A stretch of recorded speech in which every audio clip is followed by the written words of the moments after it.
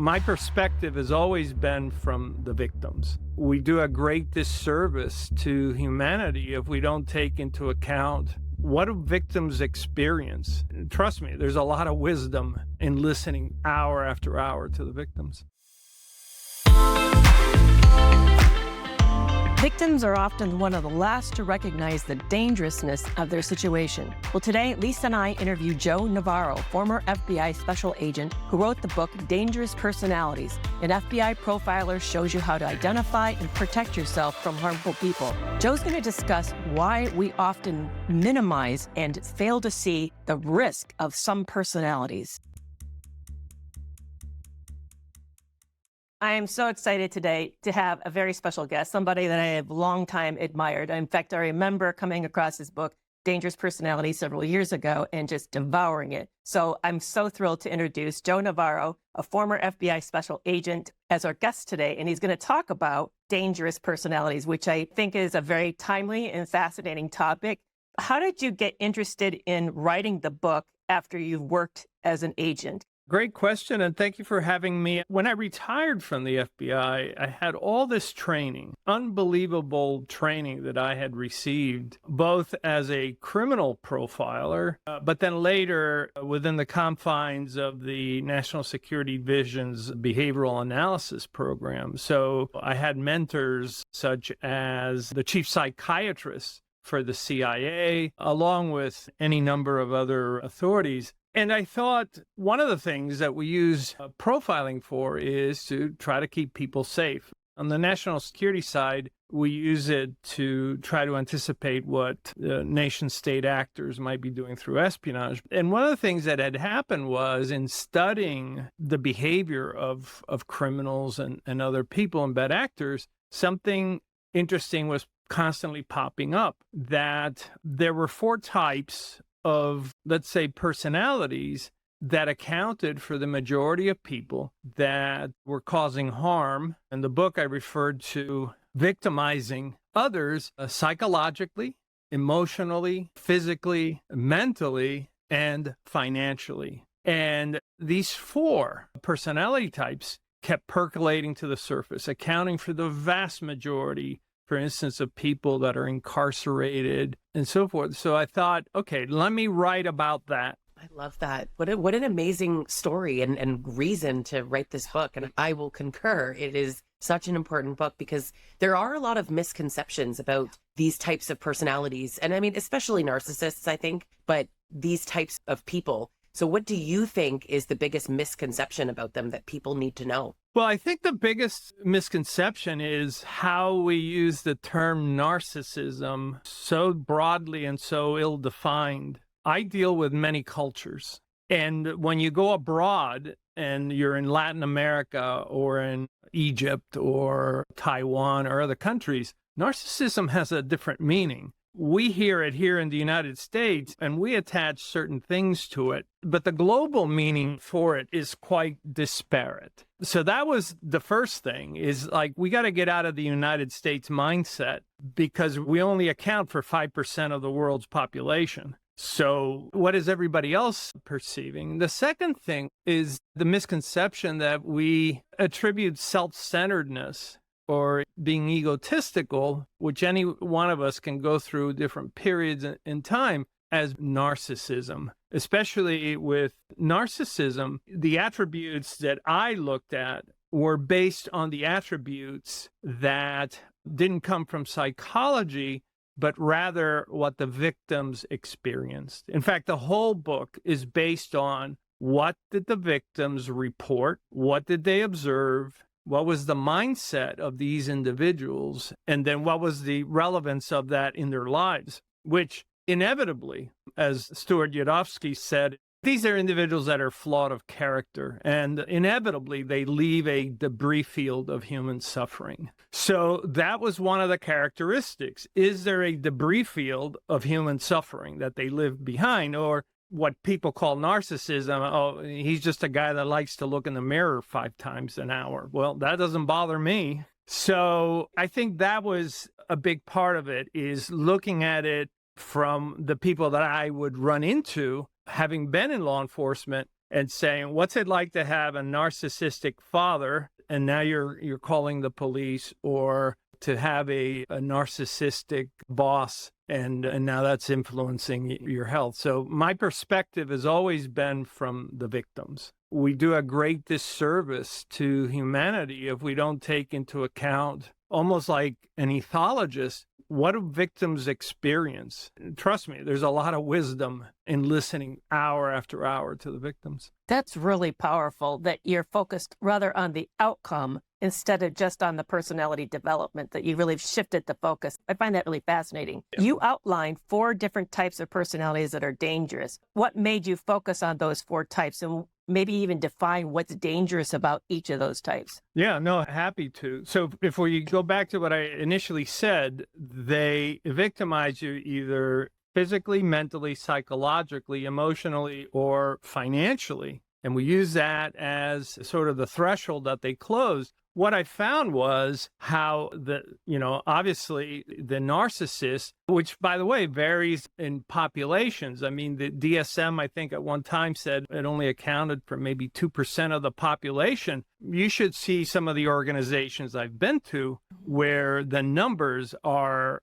astounding, with the principal characteristic of overvaluation of self and devaluation of others. That to me, not grandiosity, which by the way, as you go around the world and you say, well, did you see aspects of grandiosity? Maybe with a nation state leader or somebody, or someone making some pompous remark about this or that. But when it comes to the ability to devalue others, that really stood out. And like I said, in certain professions, as you well know, in medicine, in law enforcement, police work, and if you look oftentimes at CEOs, those numbers rise a lot. The other one that popped out from the kind of work that I did was the emotionally unstable. Now, I've been asked, well, what are you referring to in those? Are you look at, access to cluster B, right? Yep. So are you looking at the borderline personality? A lot of those traits with that emotional instability.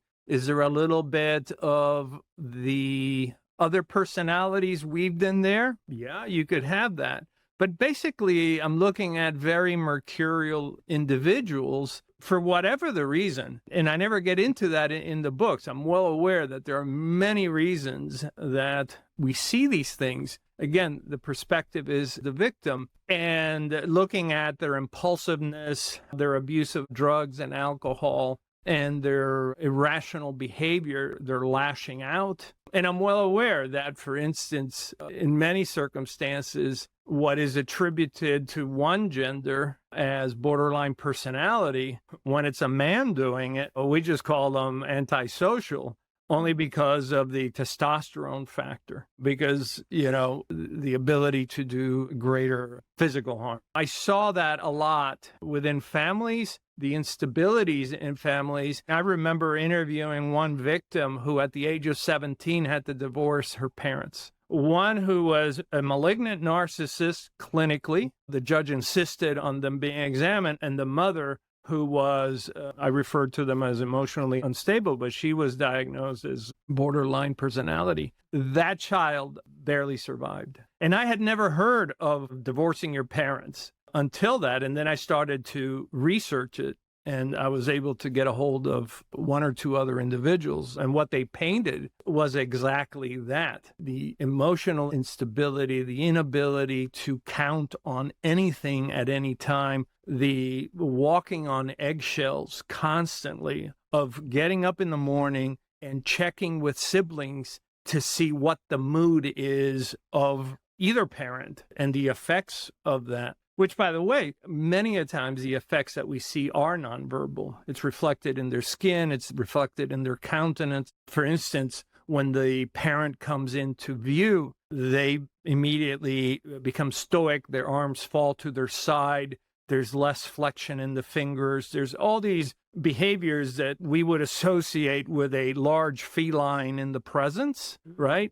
Archaic humans being surrounded by tigers, and so don't move, don't make any noise, don't even talk. I just had to write about that. The third one is one that is really mistaken by the public because of the terms that we use to describe them. Yeah, he's a strange duck, or he's just a little different, or he's just odd. And what we're looking at really is the clinically paranoid personality, who is distrustful, who sees dangers in everything. A child playing in the yard is someone that you must lash out at and point weapons at, and all sorts of behaviors. But then when I started dealing with the corporate world and talking to HR, you start to notice that these are the ones that are always questioning management. They're always seeing a cabal anytime a decision is made as to who got promoted, who got invited, why wasn't I called, and all this stuff. Extremely disruptive to institutions. And unfortunately, they're huge wound collectors. And in the book, I talk about wound collecting. That was actually written in a previous book because I had written about extremists, that they collect wounds. And then people started using some of the terms that I had started using, and they said, well, they're grievance collectors. Wound collecting is more than grievance. Wound collecting is grievance collecting on steroids, because now you go out of the way to collect grievances so that they justify your behavior. So when I look at, for instance, people that leave the job and come back and shoot the colleagues that they worked for, inevitably, without exception, there are tomes of information that indicate that they're wound collectors. And they allow these things to permeate, they ideate it, but they don't allow the wound to heal. And that's the big difference. The efforts they go through to collect wounds. And you see it with, and I don't have all the names and stuff in front of me, where you go in there on a Sunday and you shoot people worshiping in a black, traditionally African-American church. And you look at the rhetoric and their thinking, and that's all wound collecting. And then what you call antisocial personality disorder, which is really, I think, in my humble opinion, it's a poor nomenclature. First of all, they're violators of human rights. So they're human rights violators. Let's get that clearly out there. Secondly, they can be anywhere from what I term sociopathy, which is, if you live in a neighborhood, and I did in Miami, where things fall off the truck all the time and stealing and doing things is not frowned upon, that to me is sociopathy. But then at the extreme end, you have Robert Hare's true definition of a psychopath. And looking at the work of other research where, using fMRI, we can actually see the prefrontal cortex is in no way affected by the things they do or think or visualize and so forth.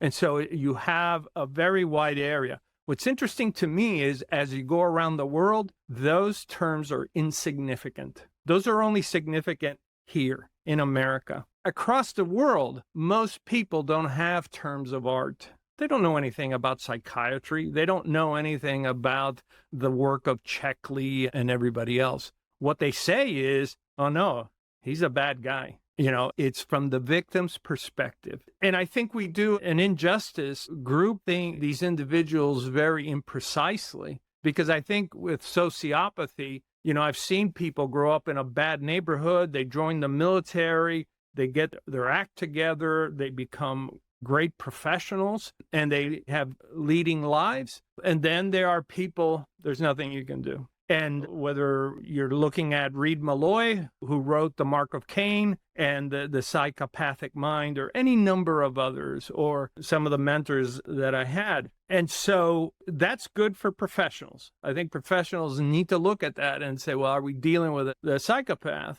But I'm also shocked at how often even professionals throw terms out there that are loose. Oh, he's a sociopath.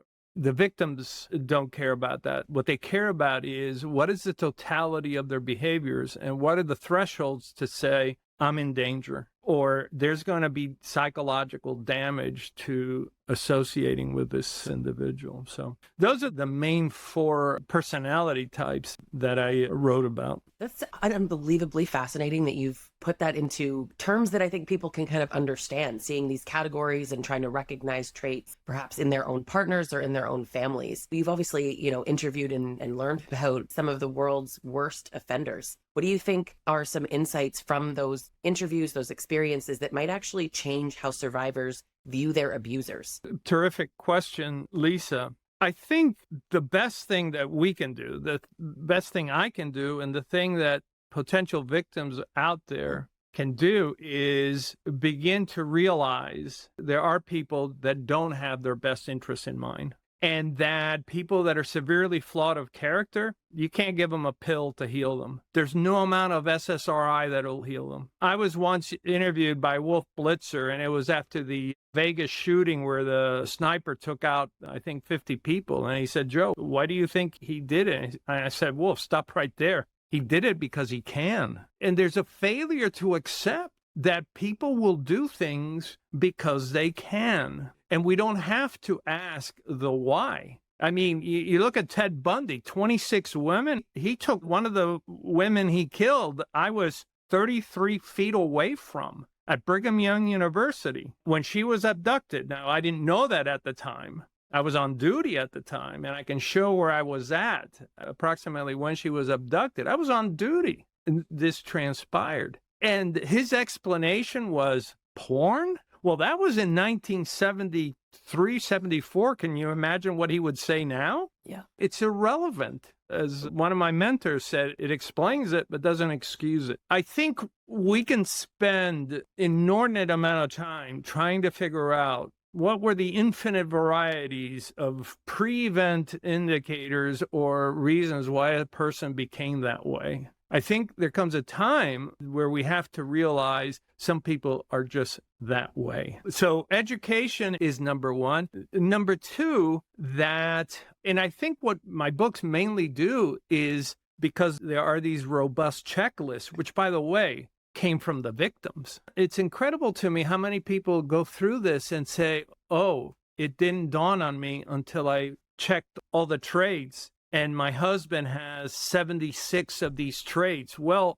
guess what? You only have to really have about 25 of them. The DSM only requires, I think, 9? But nobody's told them, no, it's not normal for your husband to come home and you have to prostrate yourself on the floor before him and compel your children to do the same while he sits and you report what you did that day. That is just narcissism at its exquisite worst. Look, all we have to do is look at the Stanford experiments or look at the Milgram experiment. It only takes a lab coat and a clipboard to get people to do horrendous things. And another woman I interviewed, she'd been married about 14 years, but narcissistic husband, just way out of line on everything. And all her money she had to turn over from the day she was married. She had no idea how much money she had, what had happened to it, not even where it was located. And she was forbidden from even asking where that money is, which generated nothing but animosity and angst. And when you listen to those, again, from the victim, you realize that the best thing you can do, and that's really all the book does, is validate that this isn't right. This is not right. This is intolerable. This is inhumane, and so forth. And, people ask me, well, you don't talk about healing. I'm not a healer. I'm reporting what the victims tell me. I hope that they would find a healing, but I've yet to meet a narcissist that says there's anything wrong with me. I mean, it's just counterintuitive. The paranoid, the clinically paranoid. Right. And what's interesting is because we know through emotional contagion, that affects the whole family. I had a family lady finally sought refuge right here in Tampa, Florida. She was living in Clearwater at the time. Her husband would make her low crawl anytime somebody rang the doorbell so that she would not be silhouetted. And then she had to look from one specific keyhole to see who was there and then report back, but never allow anybody to know that they were home. Where did that get transferred to? Her children. And so when you listen to these things and you catalog these things, and you get to the point where I had to shower myself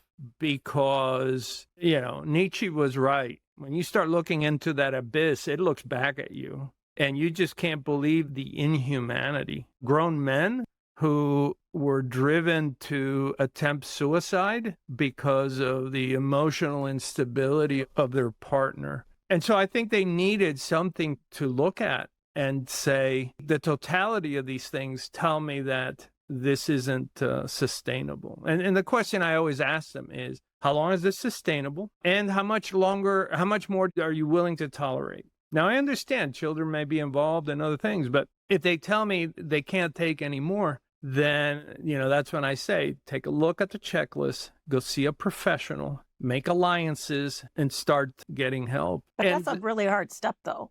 Because having survived a very, very dangerous relationship in which my ex was likely trying to poison me, there's a level of disbelief that you have that another person's capable of that kind of harm. And I know that's what I battle. Here I am, a psychologist, and I'm battling my own disbelief about that. And I also I know Lisa and I both encounter it in the public. The public, I don't even talk about the fact that I was probably poisoned, just because people are like, no, people don't really do that. Yes, people really do that. So how do you help somebody overcome their own incredulity that there is that kind of potential of evil in another person? Yeah, and that's a great question. And like you, and by the way, I was reading your body language because the tension is still there. One of the things over and over I've seen that helps is it's so much different when you can see it in writing and it's in front of you. And by the way, I've dealt with a lot of clinicians who come from what was taught at school and the circumstances of maybe where they're employed, where maybe they're in a forensic setting, but all of a sudden now they're confronted with another kind of inhumanity. Listen, in no way is this ever a victim's fault. Ignorance is not a victim's fault. And unfortunately, there are institutions out there that say, well, you have to be kind to everybody, and if they slap you in the face, you have to give them the other cheek. That works with normal people. With the flawed of character, that doesn't work. It's never worked. Let's say you believe in the Bible. Even God couldn't deal with Cain. What did he do? Right. He put a mark on him so other people would know who he is and then distance himself. The book makes the same recommendation. The best thing you can do is distance yourself, but you have to educate yourself. And no matter where you come in life, realize that to not be treated as equal. And it can be something as insignificant as, you guys drink water, I'll drink the Pepsi because it's more expensive. I have an example of that. The constant devaluation, the instability, and then, the 67-year-old woman who contacted me, she wasn't going to be a part of the book, but I was at an event and she was talking to me, and her son took all of her money, all of it, everything. And she said, Joe, I'm 67. I was living on Social Security and just a tiny little bit of money that I saved up, and now I have to go back to work. And you say, well, who would do this kind of thing? No remorse on her son's part, no conscience. Whoa, now we got Robert here, and extreme criminal facility because he was able to extract the money from the bank using all sorts of IDs and so forth. And so you realize there's a chunk of people out there that don't mean well. And it's not about just looking at them. It's about taking note of their behaviors. And when there's a preponderance of behaviors, especially a constellation of behaviors that are immoral, illegal, dehumanizing, and so forth, then you can say, you know what, these ailments that you're feeling, this feeling of depression, there's a reason for that. And I don't blame you for wanting to get away from them. In my experience, I find that is the only solution that is efficacious. Yeah. Working things out, not when they're at that level. Right. And by the way, there was one person who was able to catalog over 110 of these items. And even then, they weren't sure what they should do.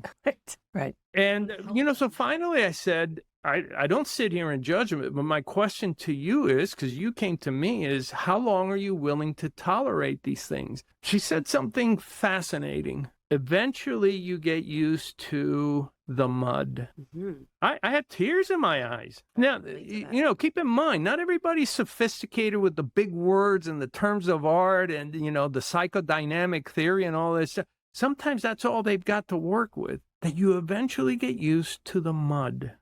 There's a volume right there. There is. There really is. And I'll be honest, too. How many times, I wish I could share the emails with you, where they say, well, I'd try to call. And the first question they hear is, do you have insurance? Yeah. I'll just leave it right there. Yeah. Yeah. But I tell everybody, put yourself on the side of a victim and ask yourself, really, where are you going to get help? Yeah. Law enforcement can't possibly provide it.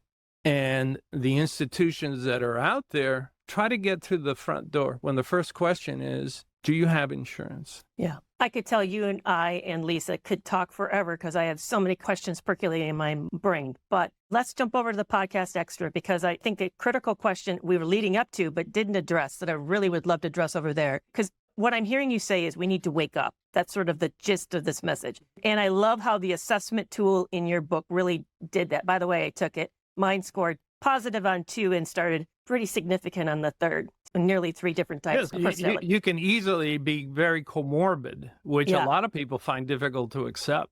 Yeah, and I love your point you make in the book is that the more of these indexes they positive on, the increasing level of danger. So let's jump over and talk about in the podcast extra. You realize, maybe you take your assessment in that book and realize this person I'm with is dangerous and I can't take more. How do they begin to get out when they're with a dangerous personality? So we're going to wrap this up. Thank you so much, Joe, for being on the show with us today. I would love to have you back. This has been fabulous because I know we have so many different directions we could head in, and I know people are going to want to do a follow-up, but thank you for being our guest today, and I hope people will join us at the podcast extra. Well, thank you for having me.